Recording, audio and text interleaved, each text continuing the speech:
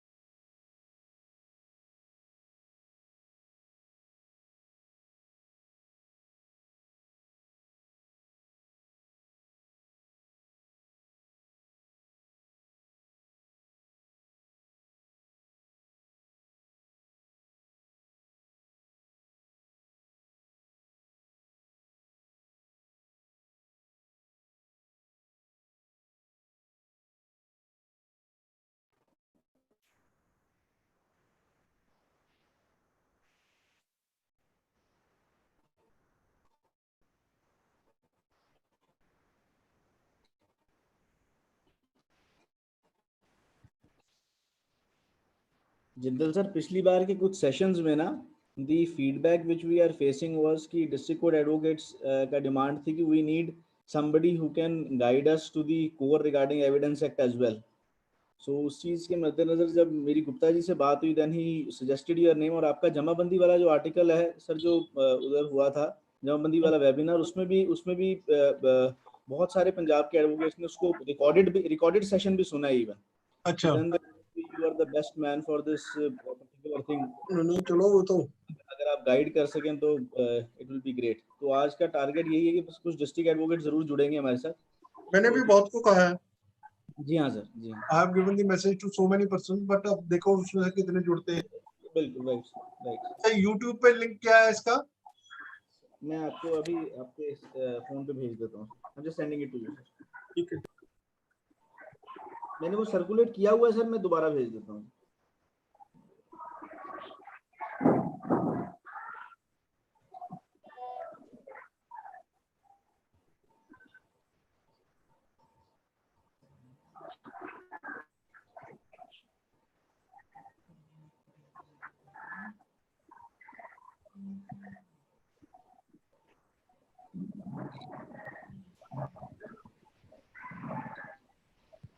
Akhilesh ji, we are good to go. We can start. What my plan was, I am only waiting for 11:30 because I want Mr. Gupta to join in. Then we can do it.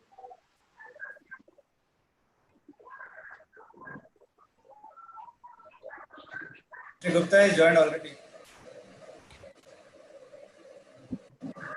Ganesh ji, light नहीं आ रही ठीक से।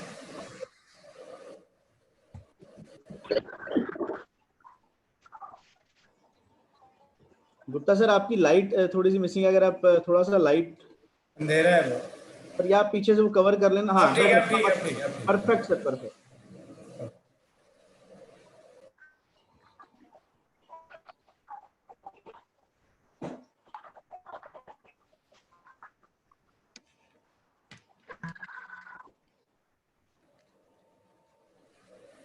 ठीक, 2-3 minute में start कर सकते हैं। जी हाँ सर।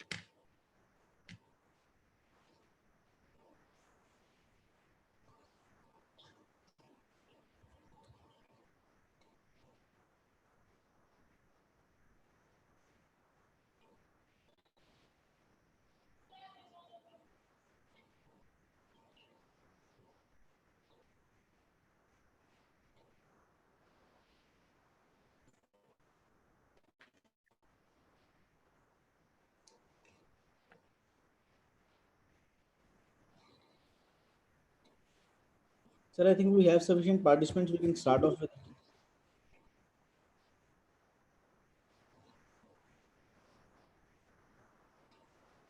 पदम सर स्टार्ट करें आज का सेशन? जी ठीक. Yes, go ahead. Right.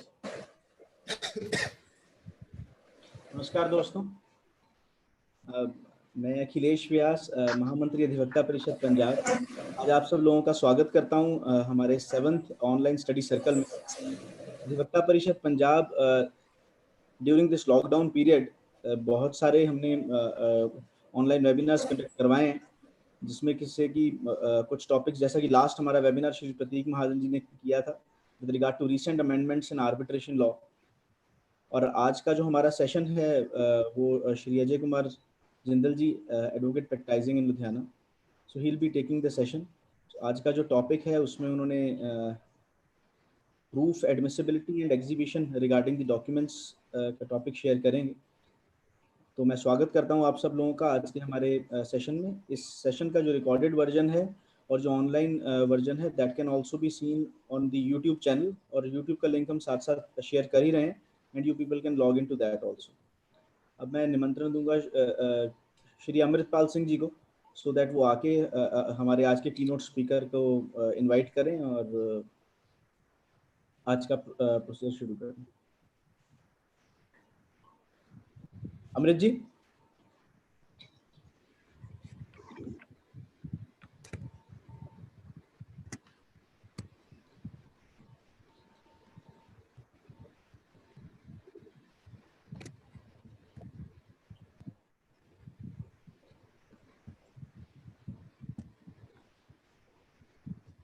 अमृत जी लॉग आउट हो गए मेरे ख्याल से. I'm not able to see him on screen.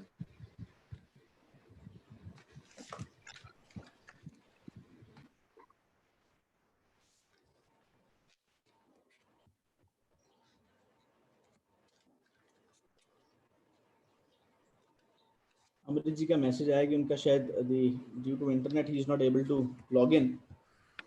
तो मैं उनकी गैर हाजिरी में फिर मैं आज के हमारे कीनोट स्पीकर श्री अजय कुमार जिंदल जी का स्वागत करता हूँ. ये आज का जो इंट्रोडक्शन की जिम्मेदारी थी वो अमृत जी की थी, but due to some technical problem he could not do that, so I will do that for in his place. Shri Ajay Jindal ji ने LLB पंजाब यूनिवर्सिटी से पास की 1976 में, and subsequently he did his masters in 1978, and subsequently he joined as a lecturer in 1978 in Punjab University, but उनकी जो रुचि थी वो शुरू से ही वकालत के पेशे में थी. So in that same year itself, in the 1978, he joined the office of advocate Shri M.L. Jhanji, who was practicing at Ludhiana. और उस समय से ही सर वकालत के पेशे में हैं, और उन्होंने नंबर ऑफ केसेस जो कि लुधियाना डिस्ट्रिक्ट कोर्ट में हैं, कंटेस्ट हैं, उनमें उन्होंने अपना पूरा योगदान दिया है. And as far as the cases are concerned, he is standing counsel for Dayanand medical college, and then he is also a member of the drug ethical committee of Dayanand Medical College, drug ethical committee of the Fortis Hospital, and also for the Deep Hospital as a legal member. और साथ ही साथ जैसा कि हम जानते हैं कि as a teacher and as a guide also he has been very helpful to the advocates and as well as to the students. University Regional Center Ludhiana from 2005 to 2011 to the LLB 3 students, and he is also the member for Victim Compensation Committee. बहुत सारे journals और बहुत सारे articles भी sir ने लिखे हैं on the various topics. And as far as the last thing is concerned, जहाँ तक मैं समझता हूँ कि लॉकडाउन के दौरान अगर हम YouTube लॉगिन करें तो उसमें सर का कोई ना कोई ऑनलाइन वेबिनार किसी अच्छे टॉपिक पे हमें मिल जाएगा, जिसपे हम लोगों को नॉलेज भी मिलेगी with regard to that subject, and will be enlightened through his guidance as well. So मैं अब रिक्वेस्ट करूंगा श्री अजय कुमार जिंदल जी से कि वो आज का टॉपिक हमारे साथ शेयर करें। सर मैं स्वागत करता हूं आपका। Jindal sir kindly. Thank you, Rakesh ji and Akhilesh ji for inviting me to this webinar, because this topic of today is of immense help and guidance for the advocates who are working in the trial court, because documents are being exhibited or de-exhibited and relied upon by all the parties. And sometimes what happens is that a document is not properly proved and the person loses the case. So keeping in view that scenario, I had written the article and which was published in RCR Civil 2019 volume 2. So firstly, let us distinguish between the criminal cases and the civil cases. In criminal cases, the importance of documents is of very little importance unless and until they are especially required for the purposes of a particular case. In a criminal case, the court has to rely upon the oral evidence, and on the basis of the oral evidence given by the eyewitness, a person can be convicted and hanged to death. But if we go to a civil court and say that, look here, sir, such and such person has borrowed a sum of rupees 10 lakhs from me, and please grant me a decree, and I produce two witnesses in support thereof, the court is not going to grant me the decree, because there they will say that where is the document. So the importance of document is very much there in the civil cases. So criminal cases, as far as the economic offences are concerned, there the importance of documents may be there, but generally in criminal cases the importance of the document is not there. Now, if we go through the document, then we have to tackle firstly regarding the proof of the document. Then comes the question of exhibition. If the document has been properly proved by the proper method as given in the Evidence Act, only then the document can be exhibited. And the third question which will arise is that whether the document is admissible or not, whether there are any deficiencies in the document, whether it is properly stamped, whether it is registered or not, and what are the objections to the admissibility of a document that has to be taken. And what is the stage when the documents can be objected to. So mere exhibition, as you all know, that mere exhibition of a document does not mean lead to the proof of the document. Exhibition is something else, proof is something else. If I mark the document as exhibit simply without proving the document in the method prescribed under the Evidence Act, then no decree can be granted. That document will be ruled out of consideration because it has not been properly proved. So proof of the document is a must, and most of the time we advocates, what we do is that we commit a mistake in proving the document. We say that no, in the affidavit of given by the witness, we have exhibited the document and that is the matter, end of the matter, and the affidavit has been tendered into evidence. So that is not there. Document has to be specifically proved. So then comes that before going through anything else, we have to know the definition of the document. Unless and until we know that what is the definition of the document, we cannot say that what document is there or not. Now, Section 3 of the Evidence Act provides for the definition of the document. Jinder sir, sorry to interrupt. Sir, can I share the screen? Yes. Right. Thank you. You can go on simultaneously. Right. Without asking. जी हाँ sir. थोड़ा सा ऊपर ले लीजिए. जी हाँ sir.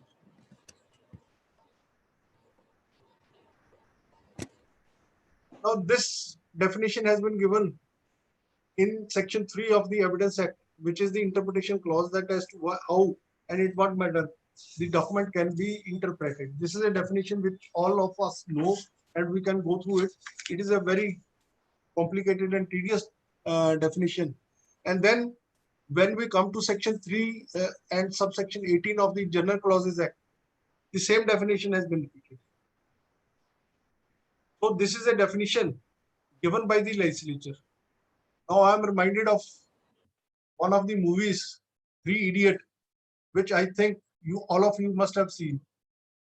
There a question is asked by the professor from the Rancho that what is the definition of a machine. He says that anything which reduces the effort that is a machine. वो कहता है कि भी आपने वो ये definition लिख के आओगे वो उसमें papers में, and then other person is being asked what is the definition, then he gives the mechanical definition, then he is shunted out of the class and then he comes to take the book back, and then वो कहता क्या लेने आए हो, वो कहता जी वो book की definition देता है which is there in the books. तो वो कहता भाई सीधी बात, सीधी भाषा में बात करो क्या है, कहता जी सीधी बात भाषा में तो मैं ये कह सकता हूँ किताब लेने आया हूँ, कहता तो फिर ऐसे नहीं बोल सकते थे, वो कहता जी अब पहले सीधी भाषा में बोला आपको समझ में नहीं आया, अब कॉम्प्लिकेटेड हो गई है. Now if we go through that definition, which according to me a thing which can be conceived by the eye, जो हमारी आंख देख सकती है, कंसीव कर सकती है, may be in any form, रेत पे लिखा हो, दीवार पे लिखा हो, कोई मॉन्यूमेंट में लिखा हो, कोई कार्विंग की हो, कहीं बुक में लिखा हो, कहीं हस्तलिपि हो, कुछ भी हो, which can be seen by the human brain, by the human eye, that is the document. So when we keep this definition in mind, we will know that how we have to prove the document. So we have to keep always in mind the definition of the document, that it can be conceived by or it can be seen by the eye. If the document, if you cannot see anything by eye, suppose we are talking, we are seeing each other, we are conversing with each other, it is not a document, it is an oral conversation. Transcription hogi iski, so then that can be seen by the eyes. So that can be a document. Transcription can be a document, but otherwise, if we say that this conversation is a document, that is not a conversation, that is an evidence. So once we go through the definition of evidence document, then the second question which comes to the mind is that how to prove the document. There are 5 or 6 ways in which the document can be produced. Please get on to the next page.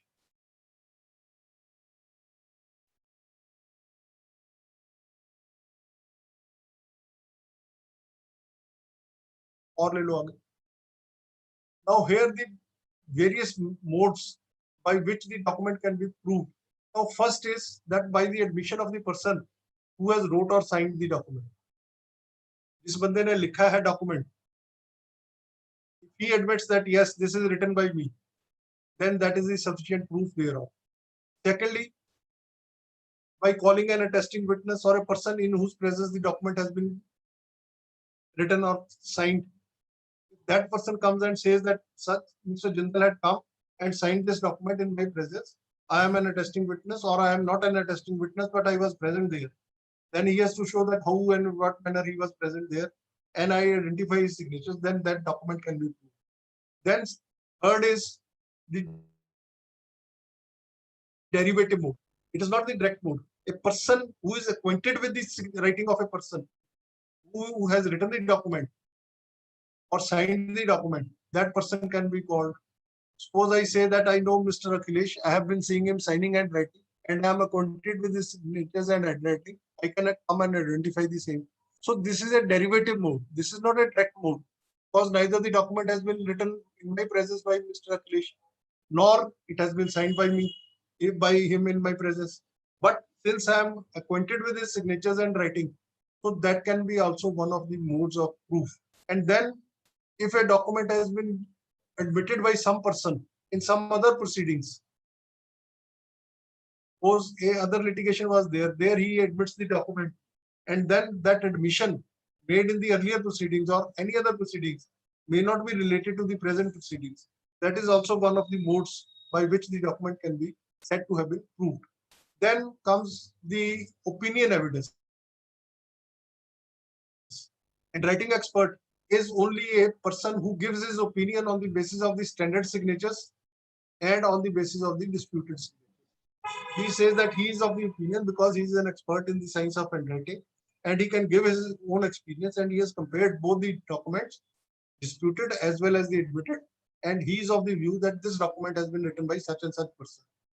Then last but not the least, that is also a very, very weak type of evidence. If in the correspondence written by a person to another. Suppose a person is working in the branch office.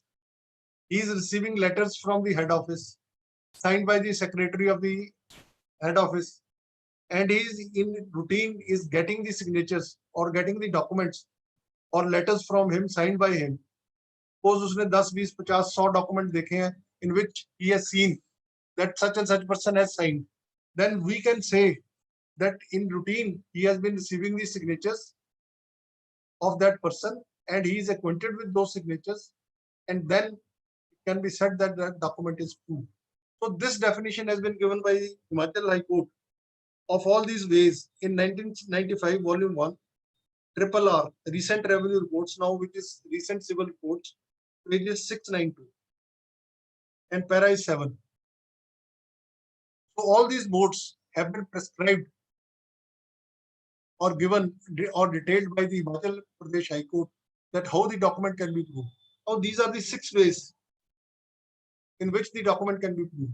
Now comes the mode of proof, which we say now definition wise we come. Section 67 says that the proof of signatures and handwriting of a person who is stated to have signed or written of a document must be proved to be in his handwriting.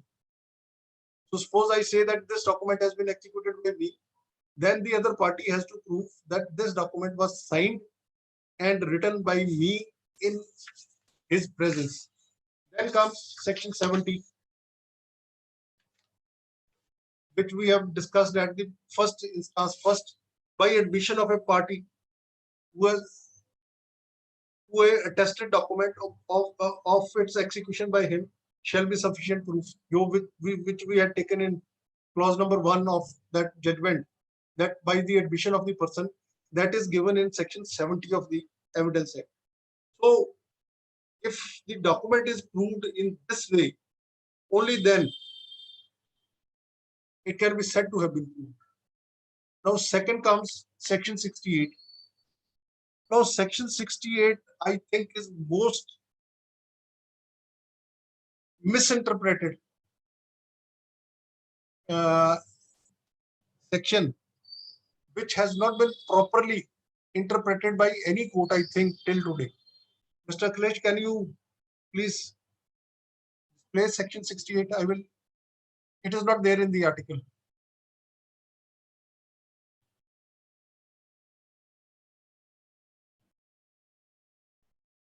It is not there in the article. You have to get it from otherwise. Sir, you carry on. I'll do it in the meantime. Okay, sir. Okay, sir. Okay, thank you. Now, then comes a document which are required by law to be attested documents.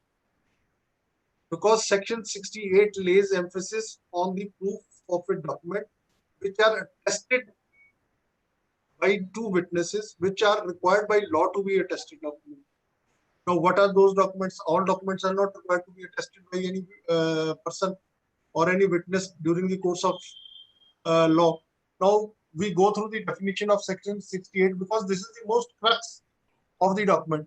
If a document is required by law to be attested, now first is required by law to be attested.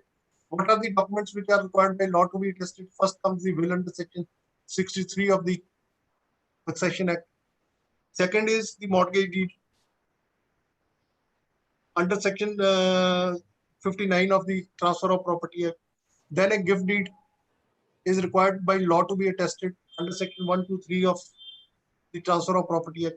And last but not the least, which I found, that a bond is required to be attested by 1 witness under section 2.5 of the Indian Stamp Act.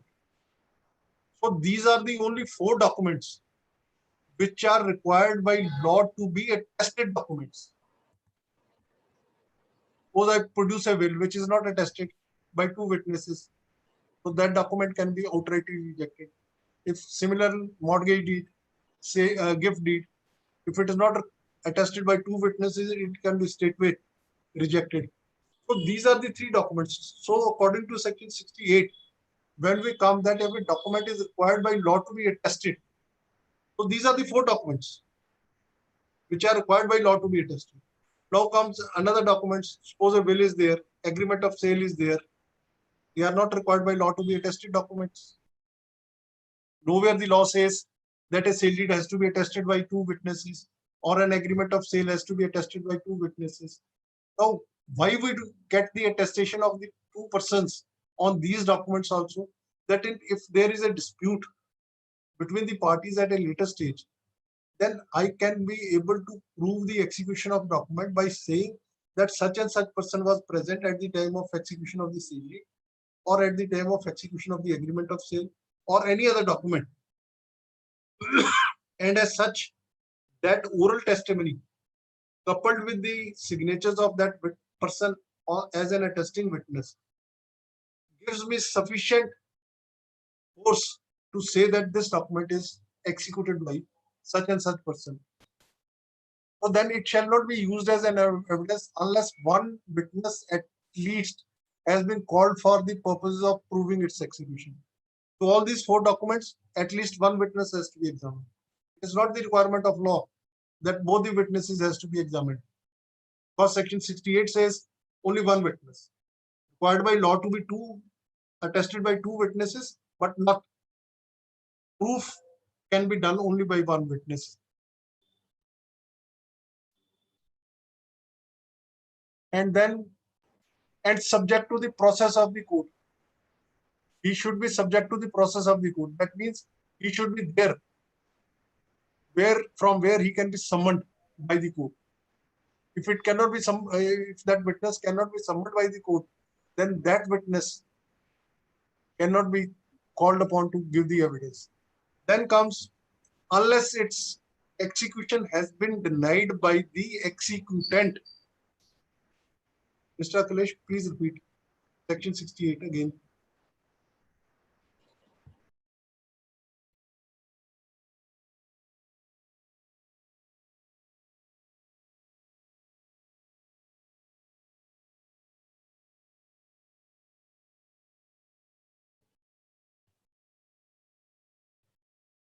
If there is an attesting witness alive and subject to the process of the court, if the witness has died, then section 69 will come into play. That is another thing which we will be discussing later on. Capable of giving evidence. And if a person has gone insane or he is suffering from any disease where he forgets everything, so he must be capable of giving evidence. If he is not capable of giving evidence, then other modes are provided. Now, proviso is the most important part in this. If we go through this proviso and interpret it in the right manner, then 80% of the evidence which is being led in the trial court will be curtailed. Now, how I say so? Provided, now every word is to be read. Provided that it shall not be necessary to call an attesting witness in proof of the execution of a document, not being a will. Now, in case of will, it is an exception there. Exception, dar exception. So, in case of will, attesting witness has to be there, but not otherwise, not in any other case, mortgage deed, gift deed, or the bond. Will, which has been registered in accordance with the provisions of the Indian Registration Act. So, such a sanctity has been tied to the registration purposes, that if a document has been registered in accordance with the provisions of the Registration Act, then it shall not be necessary. Now, unless, this unless is not being interpreted by any court, unless its execution by the person by whom it purports to have been executed is specifically denied. If we dilate on this point, I execute a sale deed. I don't deny the execution of the sale deed. Third person comes and says that this document is not executed by so and so person. The court says, no, you have to prove the document. You have to prove the sale deed. Look here, because unless वाली clause है जो वो तो specially कह रही है कि its execution has not been denied by the executant. The other party may say so. Other party may be interested in denying, but he is not the executant. Suppose I say, I challenge, a person challenges the sale deed, that it is void on account of the fact that it was a joint Hindu family property and it is not for legal necessity or benefit of the state. Then it is for the other person to prove. So the execution has to be denied by the executant. only then that document will be required to be proved by the person. Now, this section and proviso is not being interpreted in its right perspective, which lead to multiplicity of examining of the witnesses and the controversy being created in the courts at the stage of trial. Because once the document is not being denied by the person who is executed it, then where is the question of proving that document, calling the attesting witnesses, and it has been registered in accordance with law. That's all. That is the ultimate, because under the Registration Act, a presumption is attached to a registered document. That is a statutory presumption. That is why the legislature has said it that unless it has been registered under the provisions of the Indian Registration Act 1908. That is why, because Evidence Act was passed in 1860, and this proviso was added later on, and this Registration Act came into force much later on.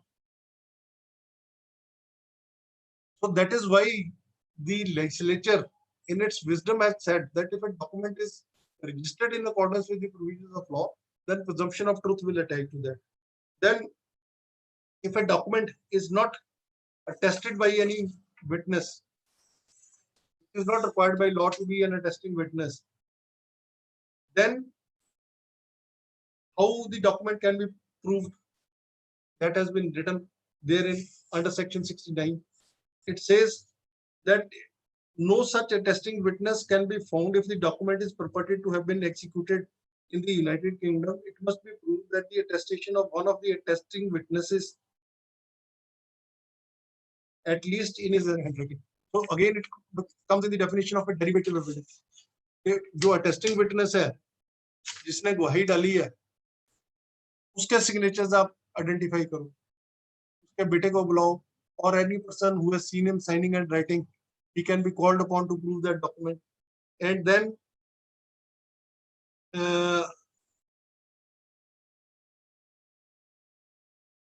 if both the witnesses are dead, अब will में क्या होता है? Why I say so?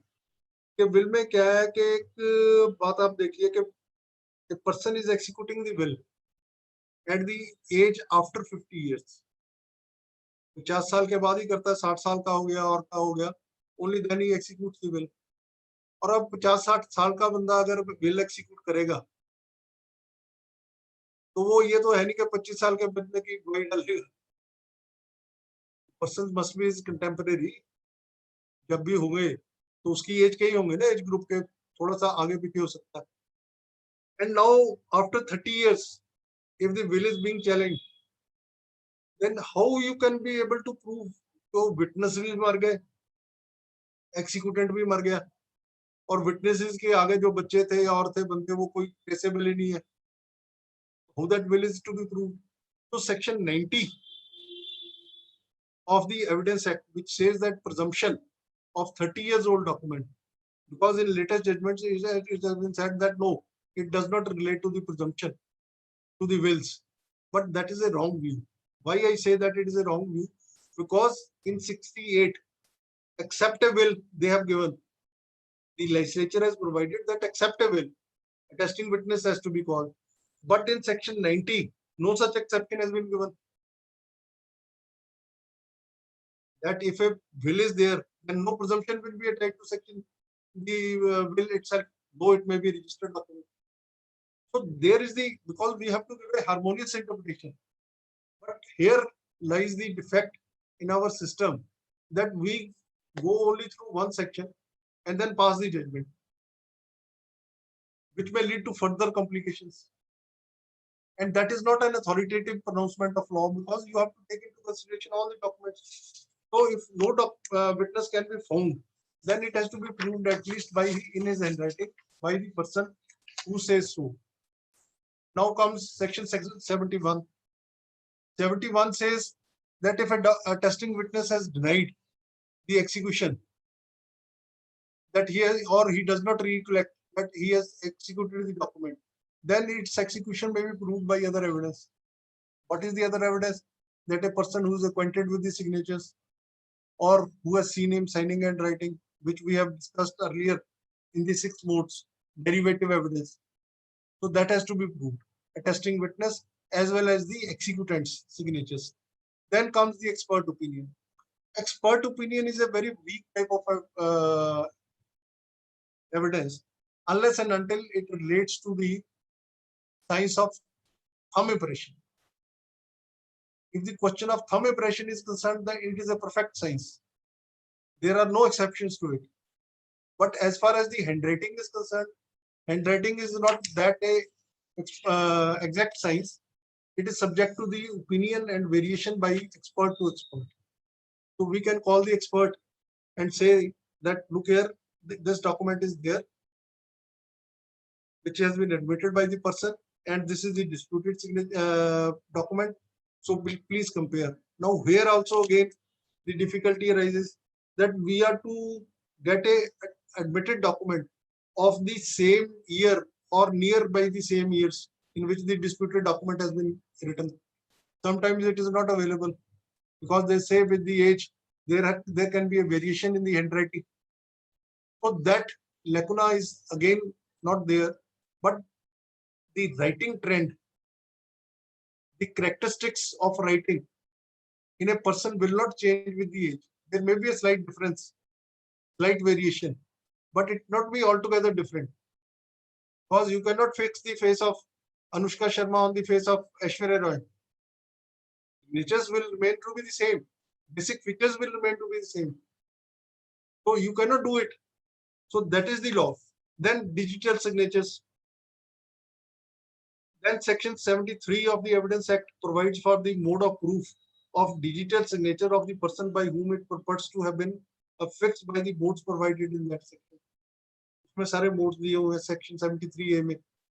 How the digital signatures are to be proved, those you can all go through, and it is not necessary that I should discuss them.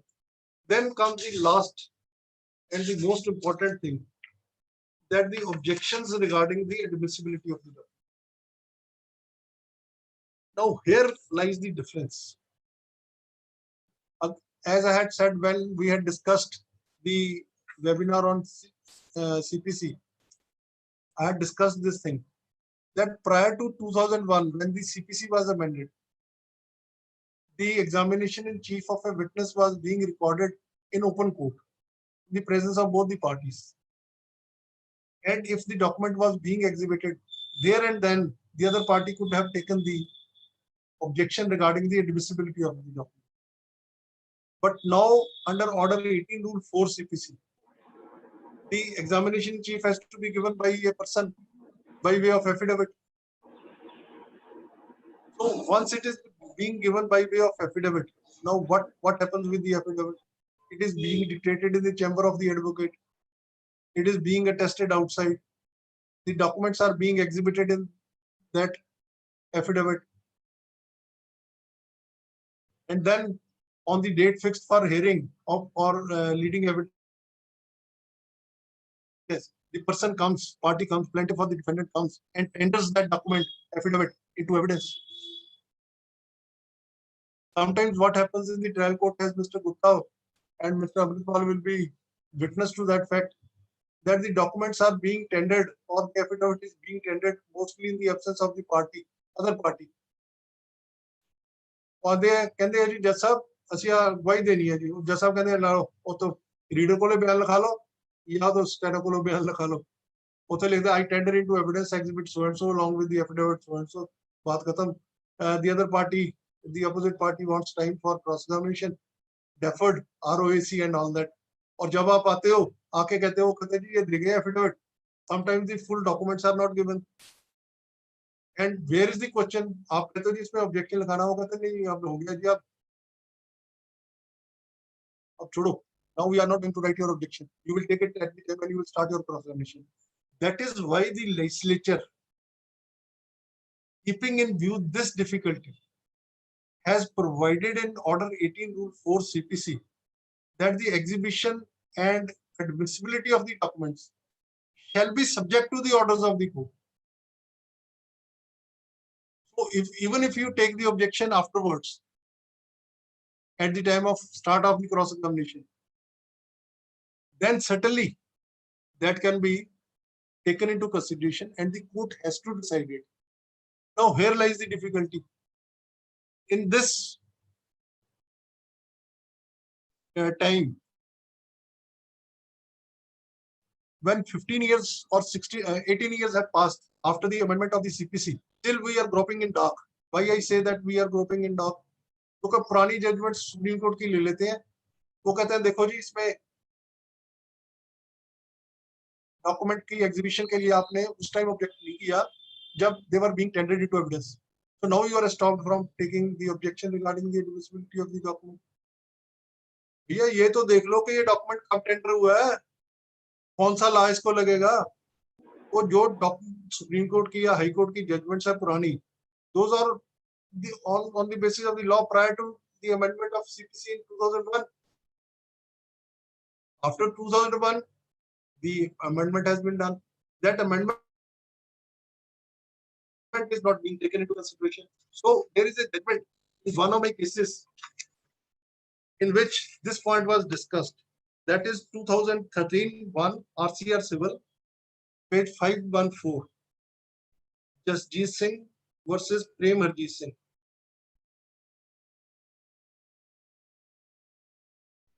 In which I drafted the grounds of revision, giving all the details prior to 2001 and after 2001. And the Honorable High Court, without issuing the notice of motion, had set aside the order passed by the trial court. Without notice of motion. It is a well-written judgment and a very good treatise on the law. Now, second judgment is 2012 to RCR Civil, page 307. This is Supreme Court.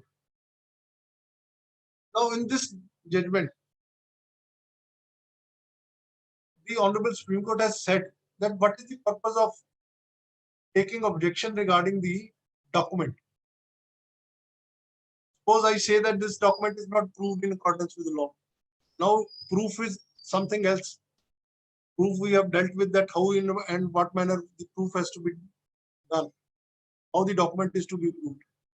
So they say that if at the end, fag end, the trial court decides that this document has not been proved, so what will happen to the plaintiff or the defendant who has tendered that document? He does not have a second inning. He will not be given a second chance because he has already closed his evidence. So that means the document goes. So they say that as far as the mode of proof is concerned, the objection should be decided there and then by the judge. If this document has been proved or not. अगर मैं वो दूसरी party आके कहती है जी नहीं prove नहीं हुआ ये document, okay, then he has a chance to prove the document.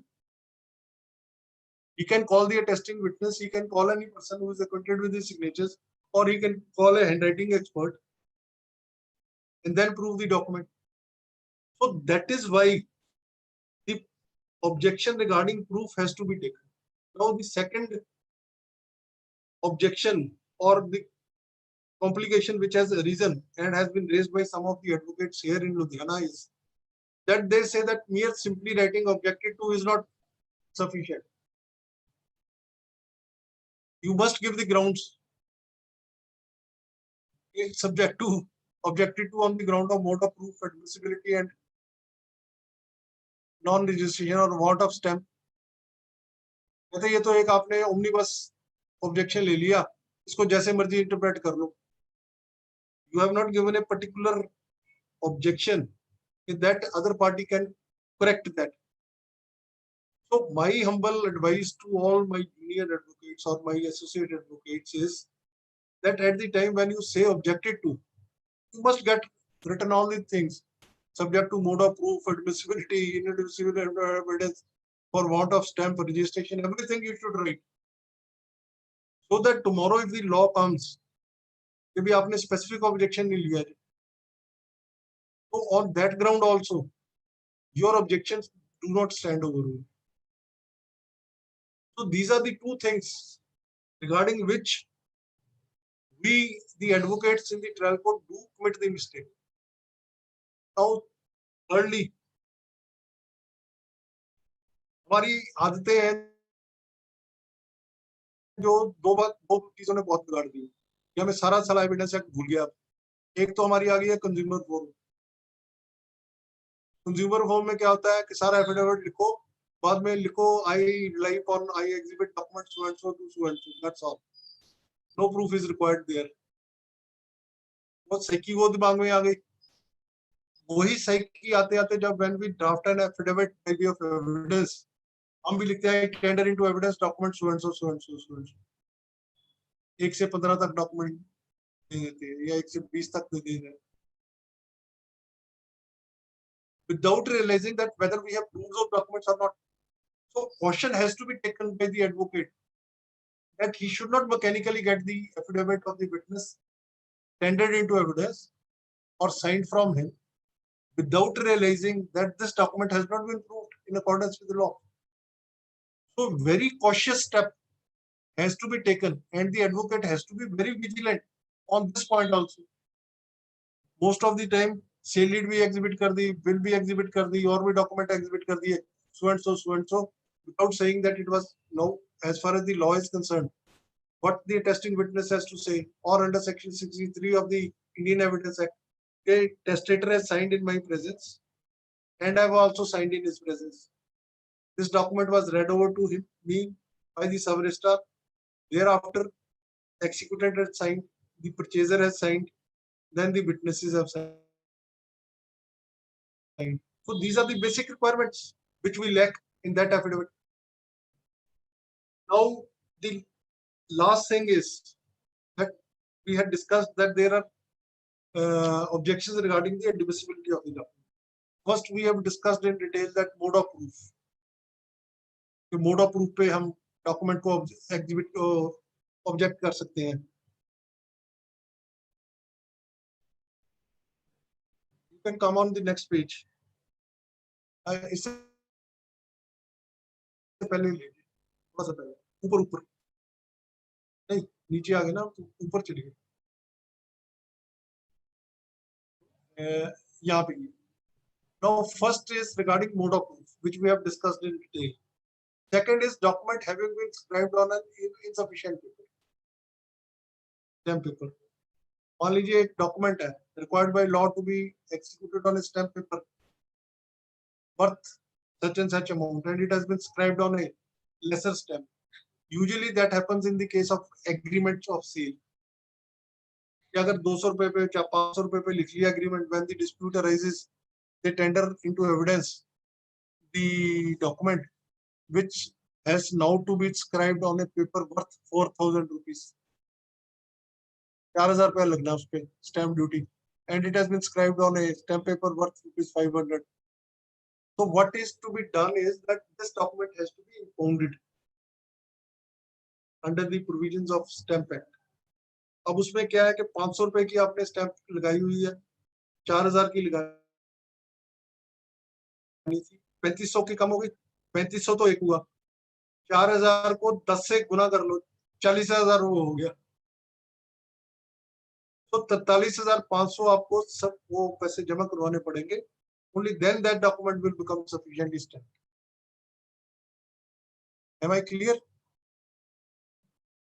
So, if it is written on a insufficiently stamped, अब पहले क्या था कि an amendment has been made in the Negotiable Instrument Act. तो उसमें क्या था कि जो हुंडी होती थी या negotiable instrument, that was also required to be inscribed on a particular stamp paper, and that was उसकी deficiency कभी पूरी नहीं होती थी. You could not make good the deficiency of a negotiable instrument. But later on a amendment was made कि भाई नहीं, negotiable instrument भी आ गया, if it is not sufficiently stamped, then that sufficient insufficiency or deficiency can also be fulfilled. So now no distinction is there between any other document and the Negotiable Instrument Act. That comes at par with the other document. So partition deed is there. If it is not properly stamped, any document which is not properly stamped according to the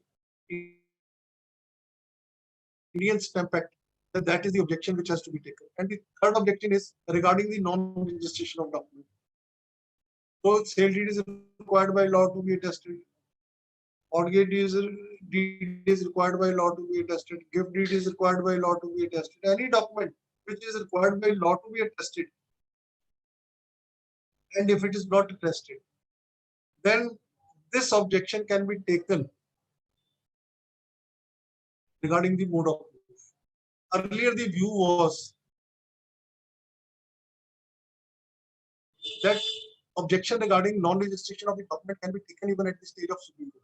But now one or two judgments have come, which are, I will say, that aberrations in law, which are not good law.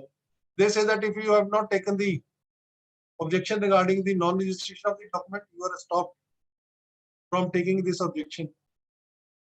So we are going against the law. Seal deed which is not registered, and we are saying no, it is held to hell with the sub registration. The court will see to it. How the court will see to it? Whether it is required by law, by the party to be taken the objection. The court has to see the admissibility of the document, because under the provisions of Evidence Act, the court is to see the admissibility of the evidence. If the document is not admissible for want of registration, then where is the question that I have taken the objection or not? The court is to see that whether this document required registration or not. So that document can also be said to be insufficiently or not proved in accordance with law. So now I come to the last word, that both the parties as well as the court should be prompt, quick and intelligent enough to take the objections. Or court has to decide the objection regarding mode of proof of the document there and then. Okay, it is proved, it is not proved. Or regarding insufficiency of stamp paper, unless and until it is a question of complication. I say, why? You say that it is a memorandum of partition. I say that it is a partition deed. So there the difference comes, and it has to be decided on the basis of evidence that whether it is a memorandum or whether it is a partition deed. So that objection can be taken or can be decided at the time of final arguments.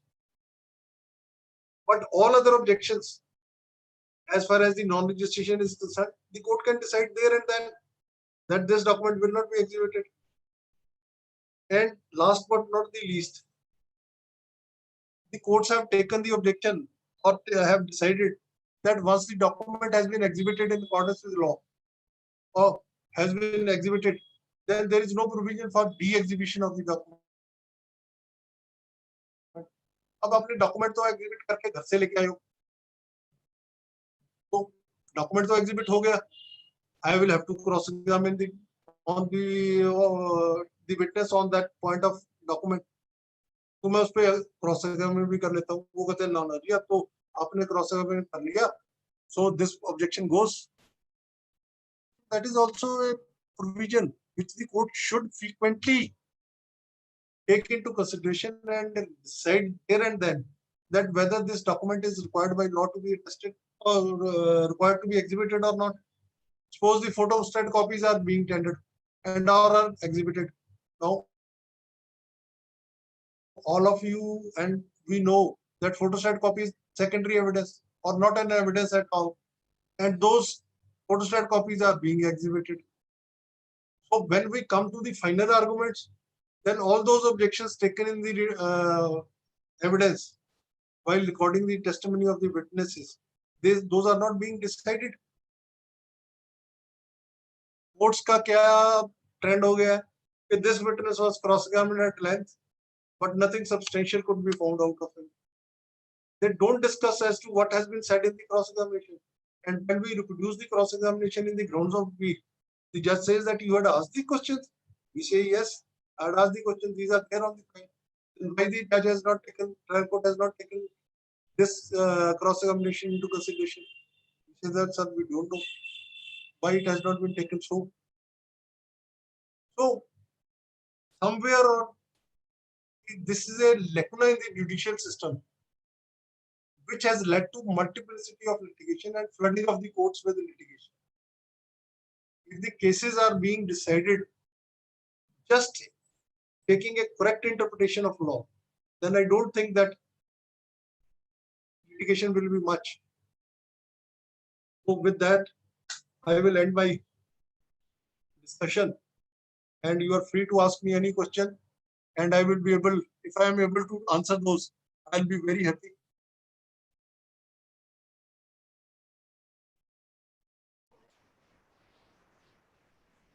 Sir, thanks a lot.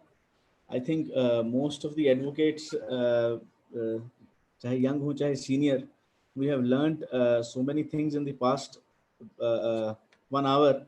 Wadi Evidence Act and most of the queries itself have been sorted out because जिस detail में आपने चीज को समझाया, the mode of proof with regard to the documents, and I think the objections which were taken, these are the documents, these are the I think points in the civil law जो कि trial court से लेकर अगर regular second appeal जाती है high court में और उस पर एसएलपी जाती है, तो ये सब चीजों में भी these points are very relevant, which are skipped by which are skipped by most of the advocates due to the less knowledge or due to less experience, I would say.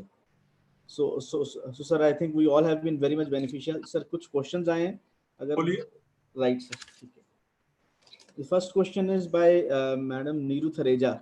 She says how to prove a case of oral will, because she says that will can be oral as well. Now, as far as the oral will is concerned, if we go through section 63 of the Indian Succession Act, the answer will be there. Why I say so? Oral will is permissible only to an soldier who is fighting the war. He is in the active front. There he can make an oral will regarding his property at the time of that war in the presence of two persons. Otherwise, what happens in army is that as well as at the time when you join army, they get a will executed from you, tested by two witnesses and kept in the report that this is the will, and according to me, this will should be there. So oral will is unknown to any law. There cannot be any oral will. So there is no question of proving any oral will. Oral will is only permissible to the army men who are in active forefront. हमारी ये China के साथ war लगी है, and he is fighting on the front. He is not on the backside supporting the things. So secondly, as far as the will is concerned by an army man, they get it done from the person at the time of joining the services, just 1 or 2 years after thereafter. Because in one of my cases, the will was got executed by the person at the time when he joined the services. So that will was also being proved by the other party, and thereafter, after retirement, he executed another will. So that was also in writing. So oral will is unknown to any law. Right, so there sir. is no question of proving any oral will. Right, sir. Sir, second question is by Shri J.L. Nagar, advocate. उनका question है, when none of the attesting witnesses or their legal hires or acquaintances are available, what will be the fate of the will at that point of time? As far as my experience is, I always want that the attesting witnesses should not be found. They must be dead. Because there cannot be any suspicious circumstances regarding the will. Why I say so? Because when the attesting witnesses are there, questioning होती है उसका, questioning में कोई कुछ कह देता है, कोई कुछ कह देता है. There are discrepancies, right? Right, sir. And those discrepancies go to the root of the case, and sometimes they are fatal to the proof of the document. But if the attesting witness can't come, what will he say? He can only say that yes, this signatures are of my father, and I identify him as I have been seen him signing and writing. So Right. this is the only witness, only evidence which has to be given. He has not to say anything regarding the will or any other document or the contents of the document. So if the attesting witness is not found or is dead, then his legal heirs or any person, maybe his class fellow, maybe any other person, not class fellow, maybe any other person who is acquainted with his signatures or handwriting, but he has to be. What I do is that I make it sure that that person brings some document with him, which is signed by the deceased, so Right. that he, no, the other party cannot take the objection कि किस पे आपने देखा था जी, कहाँ देखा था, क्या किया था, कौन सा डॉक्यूमेंट था. Even if father and son are there, sometimes mostly his son sees his father signing and writing, but questions are being asked there कि कहाँ है, कोई डॉक्यूमेंट है आपके पास. So it is better that if in the cross examination he pops out that document from his bag and gives it to the other party that look here, this is the document. So a testing witness, if he is found dead or he has died, then the best course is section 69, and that is the least damaging section. Right. And evidence of that witness will be least damaging, because he can't say anything regarding the document or mental state of that person. कब गए थे, कहाँ गए थे, किसने लिखा, कितने बजे लगा, कितने घंटे लगे, वहां से वहां गए, किसने पैसे दिए, कब डॉक्यूमेंट लेके आए. There are so many questions. All are gone. Right, sir. Right, sir. Sir, next question is by Advocate Sahil Gupta. He says, is there any age limit for execution of will? Anji, I'm not getting your voice. Sir, I'll speak again. I'll repeat, sir. Advocate Sahil Gupta का question है, is there any age limit for execution of will? Mr. Sahil, there is no age limit for the will, but in common parlance, the will is executed in expectation of the death. So the Supreme Court says there are 2 or 3 judgments that even a young person who is suffering from cancer can execute the will. So we have to prove the circumstances. There is no age bar. Any person can execute the will, but mostly the will is executed at the fag end of the life. So age is no ground to discard the will. Even a young person can execute the will, provided that he is suffering from such an incurable disease. Then otherwise it will be taken that at that suppose at the age of 30, why a person will execute the will? Life is ahead. अभी शादी भी नहीं हुई, will execute कर दिया उसने.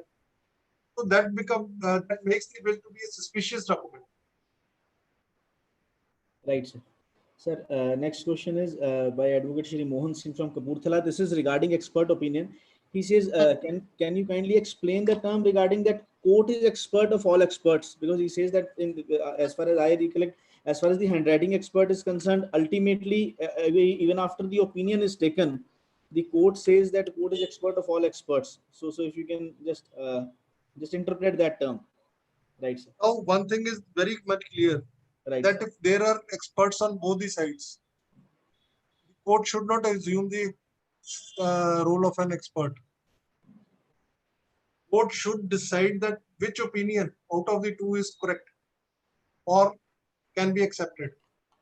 But giving of an opinion by the court itself, because court can give the opinion, there is no doubt. But the court assumes the role of a particular person or a party when it says that no, I am of the opinion. So I think that the court should refrain from saying that on the basis of my expert opinion I say so, when both the experts are there, because there are judgments to that effect also, that if both the experts have come from the plaintiff side and from the defendant side, they have given their own reasoning. Then the court is to see that which reasoning is appealable, which appeals to logic, which appears to be correct, which is not there tainted with any extraneous considerations. So that can be done.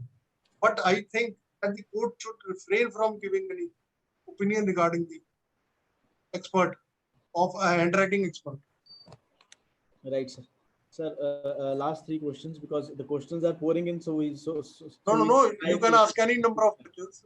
We are not. Sir, Shri Hariom Jindal ji ka question hai: if court ordered the document as mark instead of Yes. exhibit being photocopy during the Yes. evidence, then Yes. how that document can be exhibited in evidence of that person later on?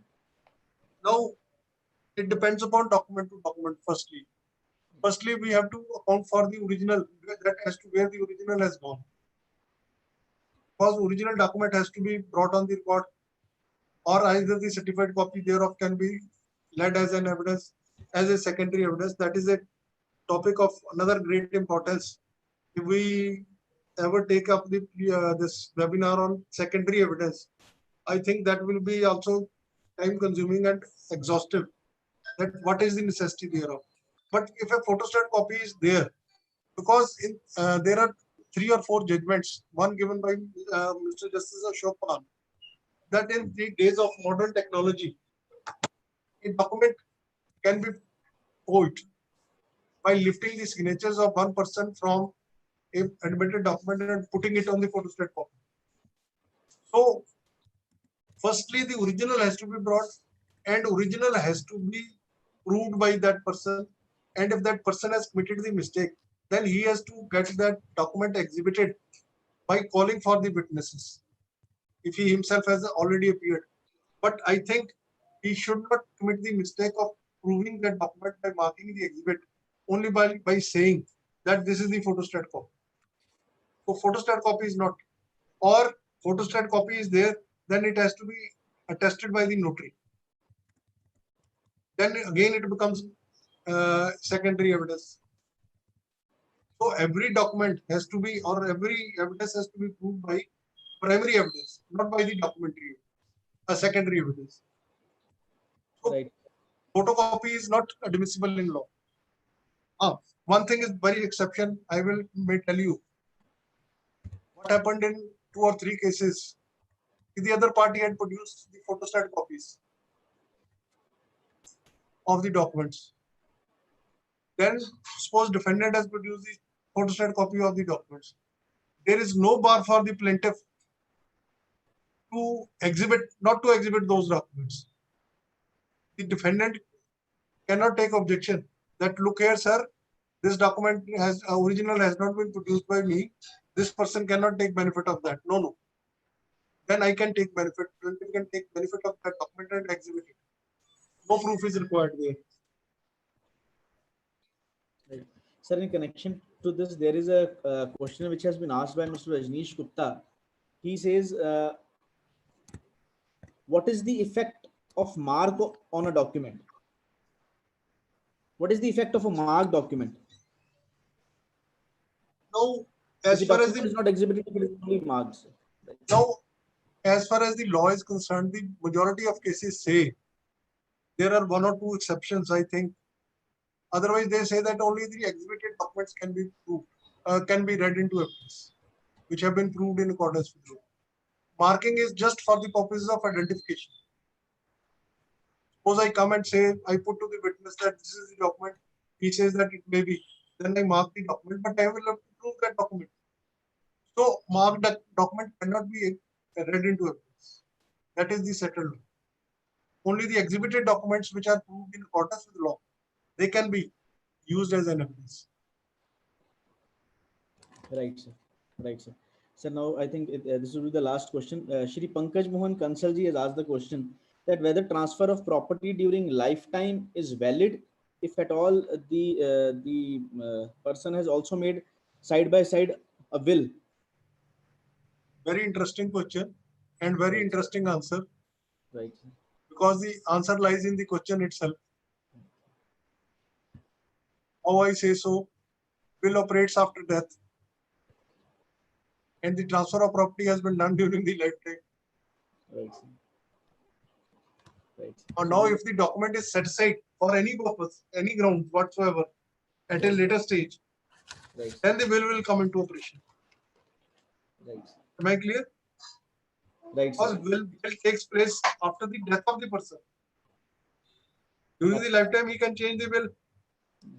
But if he has executed a transfer deed or he has transferred the property, then that transfer deed has to be challenged by him in accordance with the provisions of Indian Contract Act, undue influence, fraud, misrepresentation, all those grounds on which the consent can be challenged.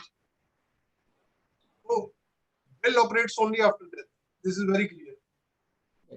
Sir जब तक आपने ये question answer किया है, question और विवेक कुमार सोनी जी ने पूछा है from Ropar. He's asked, if sale deed is challenged after 30 years, right, what is the mode of prove it, and do we need to prove it like a will? if As it far changes as- after 30 years. Right. Now, first thing is that whether this entity is a registered one. If it is a registered one, okay. Secondly, if it is coming from the proper custody, that the person who has purchased the property, he is having the possession of the original document. Thirdly, there are two things. If we take the presumption of section 90, then we have to say so either in the plaint or the written statement that this document is 30 years old and does not require any proof. Why rely upon that presumption? But if I start examining the witnesses, then I lose the benefit of that section 90. Because once I start proving the document, then it has to be proved. If the attesting witnesses are not there, then the entire matter, क्यों उनके दस्तखत आएंगे, उनका बेटा आएगा, कोई और आएगा, and everything that law has to be proved accordance with the law. So section 90 पे अगर हम जाएंगे ना, that itself is a topic for discussion. Section 90 में हमने presumption कब लेनी है, कहाँ से लेनी है, किस डॉक्यूमेंट पे लेनी है. But there is a bit confusion in that, which has to be cleared. So section 90 की 30 years old document, you have to take it in the document, in the pleadings itself. And secondly, section 90 की presumption कब आनी है? मान लीजिए जब आपने case किया तब वो 28 साल पुराना था डॉक्यूमेंट, जब तक आपने कोर्ट में टेंडर करना है वो 30 साल हो गए. The day on which you tender into evidence that document, 30 years are to be counted from that date. Am I clear? Right. So that is a bit ticklish question. But if we start leading the evidence on that point, then that presumption of 30 years is lost. Right. Otherwise, it has to be proved like any other document. ठीक है sir. जितने questions हमारे पास YouTube में और zoom के through आ सके, I think you have replied all of them. There is no question I think which is pending. So I think the clarity with which you have answered them is suggests and provides us the kind of insight and the experience you have on the civil law side, sir. बस एक last request है कि मैं एक बार request करूंगा हमारे Shri president Shri Rakesh Gupta ji से कि वो आज के सेशन का थैंकिंग नोट दे सकें sir.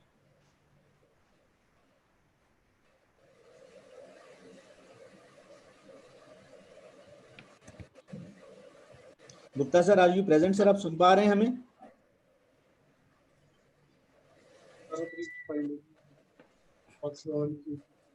General sir, I think Rakesh Gupta ji I think नहीं सुन पा रहे हैं. इससे पहले कि राकेश गुप्ता जी जुड़ते हैं, मैं चाहूँगा हमारे जोनल सेक्रेटरी श्री पद्मकांत द्विवेदी जी हमारे पास मौजूद हैं. सो आई वुड ऑलवेज रिक्वेस्ट कि आज के सेशन का थोड़ा सा इंसाइट वो एक बार जरूर हमें दें. पद्म सर, काइंडली. हाँ, धन्यवाद अखिलेश जी. Most welcome. अधिवक्ता परिषद पंजाब का जो ये लगातार वेबिनार सीरीज, लेक्चर सीरीज आप यूट्यूब पे और जूम पे चला रहे हैं, इसके लिए बहुत बहुत आपको बधाई है. और बहुत अच्छा एफर्ट है इस पेंडेमिक के दौर में, लॉकडाउन के दौर में कुछ ना कुछ हम लोग सीखें, ताकि बाद में जब कोर्ट्स खुले प्रॉपरली तो हमें प्रैक्टिस में ये चीज़ें काम आए. तो बहुत ही पब्लिक डिमांड पे जिंदल साहब को हमने बुलाया है, और जिंदल साहब ने सीपीसी की जो इनकी महारत है, इनको चलती फिरती किताब सीपीसी की कहा जाता है लुधियाना कोर्ट्स में एटलीस्ट. तो मैं जिंदल साहब का धन्यवाद करना चाहूँगा कि वो हमारी रिक्वेस्ट पे हमारे बीच में आए और बहुत ही इम्पोर्टेंट टॉपिक जो एविडेंस से रिलेटेड है ये हमारे बीच में साझा किया. और बहुत सारे एडवोकेट्स चंडीगढ़ से और पंजाब से हमारे साथ जुड़े हैं, सबका मैं ही धन्यवाद करना चाहूँगा गुप्ता जी अगर नहीं है तो. और हमारे साथ बहुत सीनियर अधिवक्ता जेएल नागर जी जलंधर से जुड़े, उनका मैं स्पेशली धन्यवाद करना चाहूँगा कि वो भी आज हमारे साथ जुड़े. जेएल नागर जी भी जैसे जिंदल साहब लुधियाना में मशहूर है, वैसे नागर साहब जलंधर के जाने माने वकील हैं. तो आप सभी का मैं धन्यवाद करना चाहूँगा कि आप लोग ऐसे जुड़े रहिए और ऐसे टॉपिक्स पे हम लोग डिस्कशंस करते रहेंगे आगे भी. अखिलेश जी अगले टॉपिक के बारे में आपको आगे हफ्ते में सूचना देंगे. अभी मैं सभी का धन्यवाद करता हूँ। पदम जी, मैं एक बात कहना चाहूंगा आखिर में जी जी सर जी। कि I am thankful to you that you have joined me and called me upon Advaita Parishad this webinar. जी सर जी सर, धन्यवाद सर, धन्यवाद Me that I धन्यवाद। have been able to clear the mist, because whatever I have gained from law, from my profession and from my practice, that I am putting it into black and white for the guidance of for everyone. Rakesh ji भी जुड़ गए हमारे साथ। राकेश जी, हाँ जी राकेश जी, नहीं आ गए, नहीं नागर साहब भी अभी आ गए। नागर साहब का मैं धन्यवाद करना चाहूंगा। नागर जी, थैंक यू सर धन्यवाद आपका जुड़ने के लिए। जिंदल साहब तो जानते होंगे नागर साहब को शायद। हमारी मुलाकात नहीं तो हुई। धन्यवाद। ठीक है नागर जी, आपके जलंधर में मिस्टर राकेश सब्बरवाल है हमारे यहाँ पे। नागर साहब जलंधर है ji, Rakesh Jalandhar Sabharwal, he is from जी जी।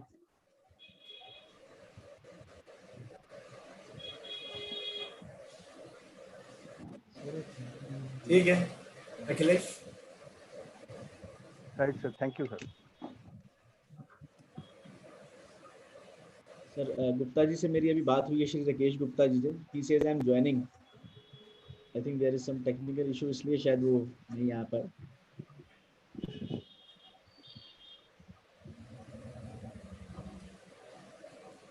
और किसी ने भी कोई बात कहनी हो तो कह सकता है। कोई भी क्वेश्चन है तो कोई भी क्वेश्चन है, कोई क्वेरी है। It remained a wonderful oration for all of us. Oh, thank you, sir. Thank you. So nice of you.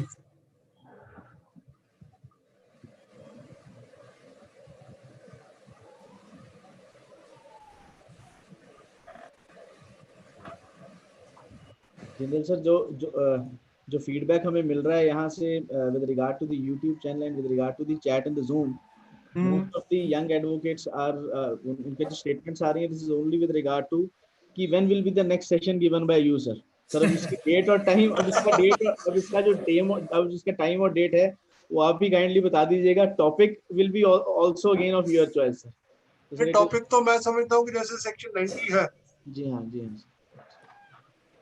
Evidence act का, that is of most importance, क्योंकि उसमें 90 इयर्स की प्रिजम्पशन जो 30 इयर्स की है ना जी, that has to be clarified.